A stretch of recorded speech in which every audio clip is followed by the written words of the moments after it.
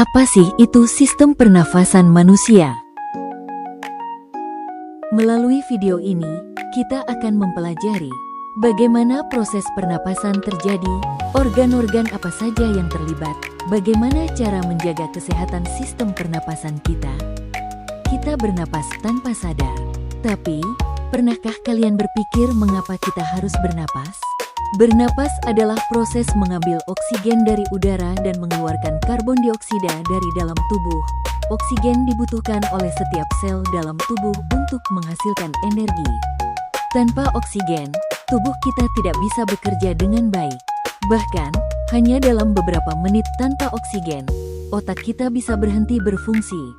Jadi, bernapas bukan hanya kebiasaan, tapi kebutuhan hidup.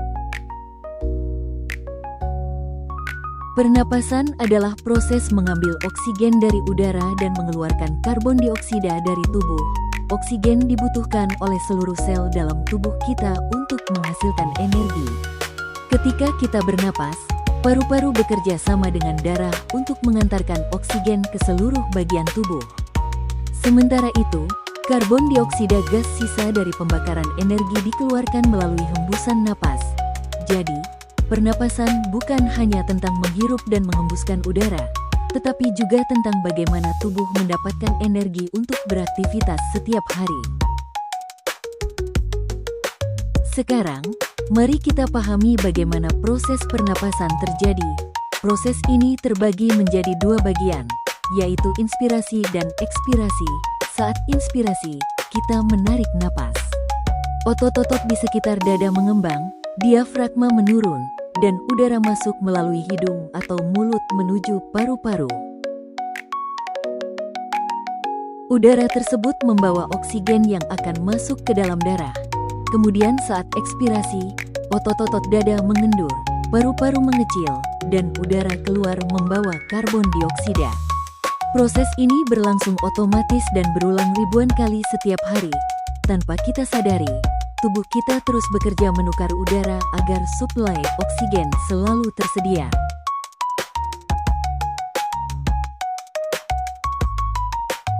Sistem pernapasan manusia terdiri dari beberapa organ yang bekerja secara berurutan, dimulai dari bagian atas, yaitu hidung. Hidung berfungsi sebagai pintu masuk udara. Di dalamnya terdapat bulu-bulu halus dan lendir yang berfungsi menyaring debu serta kotoran.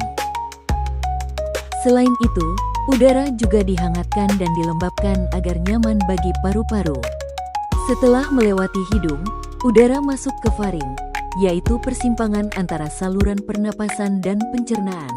Kemudian udara melewati laring atau kotak suara, tempat pita suara berada, yang membuat kita bisa berbicara. Dari laring, udara turun ke trakea atau batang tenggorokan. Trakea berbentuk seperti pipa panjang yang tersusun dari cincin tulang rawan agar tidak mudah menutup. Selanjutnya, trakea bercabang menjadi dua bronkus yang menuju paru-paru kanan dan kiri. Di dalam paru-paru, bronkus bercabang lagi menjadi saluran yang lebih kecil disebut bronkiol. Pada ujung-ujung bronkiol terdapat alveolus, yaitu kantung udara kecil yang menjadi tempat terjadinya pertukaran gas. Disinilah oksigen diserap oleh darah, dan karbon dioksida dikeluarkan untuk dibuang saat kita menghembuskan napas. Meskipun kecil, alveolus jumlahnya jutaan dan sangat penting untuk menjaga agar tubuh kita tetap mendapatkan oksigen yang cukup. Manusia bernapas dengan dua cara, yaitu pernapasan dada dan pernapasan perut. Pada pernapasan dada, otot antar tulang rusuk berkontraksi dan membuat rongga dada membesar sehingga udara masuk. Sedangkan pada pernapasan perut, otot diafragma berperan utama. Saat diafragma menurun, rongga dada membesar dan udara masuk. Ketika diafragma naik kembali, udara keluar dari paru-paru. Kedua mekanisme ini bekerja bergantian untuk memastikan pertukaran udara terjadi dengan baik sepanjang waktu. Sistem pernapasan adalah sistem yang vital dalam tubuh kita. Tanpa oksigen, sel-sel tubuh tidak bisa menghasilkan energi, sehingga organ-organ tidak dapat bekerja dengan baik. Kekurangan oksigen bisa membuat kita cepat lelah, pusing, bahkan kehilangan kesadaran. Selain itu, pernapasan juga membantu mengeluarkan zat sisa berupa karbon dioksida agar tidak menumpuk dalam darah. Dengan kata lain, sistem pernapasan adalah mesin kehidupan yang terus bekerja tanpa henti demi menjaga keseimbangan tubuh kita.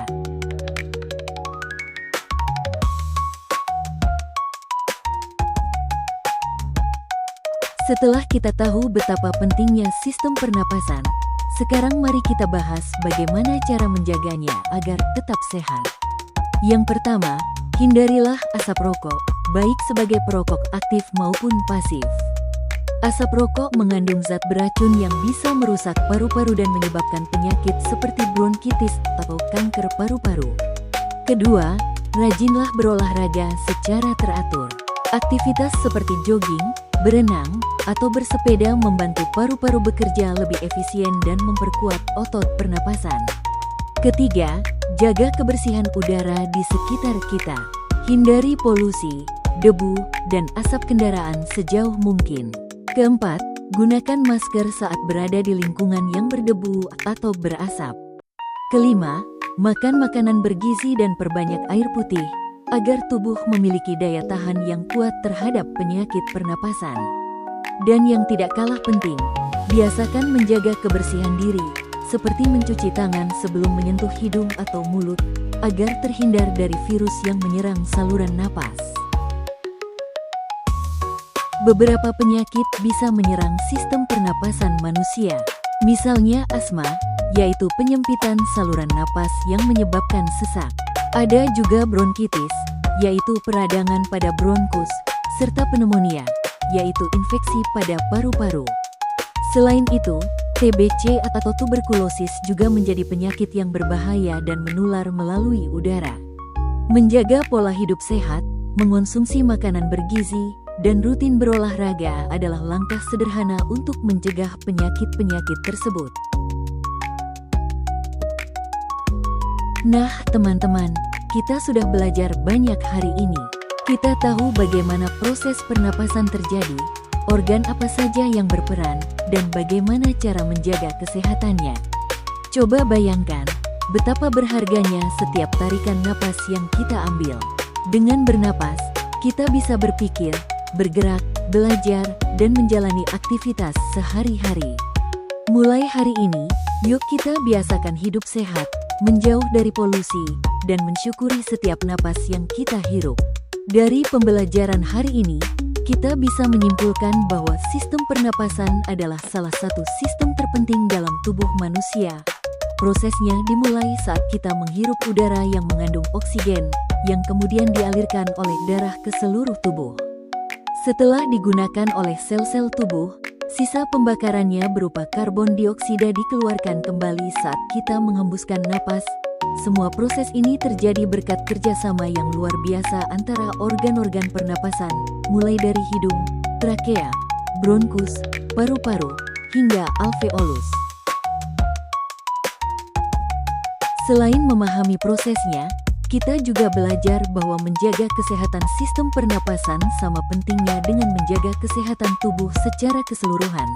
Karena tanpa pernapasan yang baik, tubuh tidak akan mampu menghasilkan energi untuk berpikir, bergerak, dan beraktivitas setiap hari.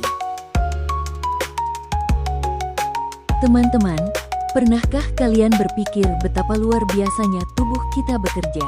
Setiap kali kita menarik napas, jutaan alveolus di paru-paru bekerja untuk menukar udara, dan kita tidak perlu memikirkannya sama sekali.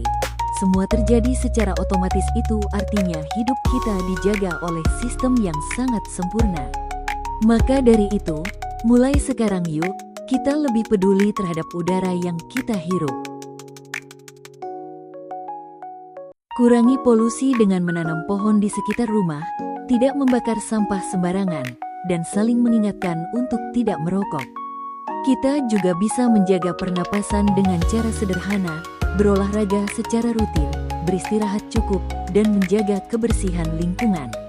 Ingat, setiap tarikan napas adalah anugerah. Jadi, mari kita syukuri dan jaga baik-baik sistem pernapasan yang telah Tuhan ciptakan untuk kita.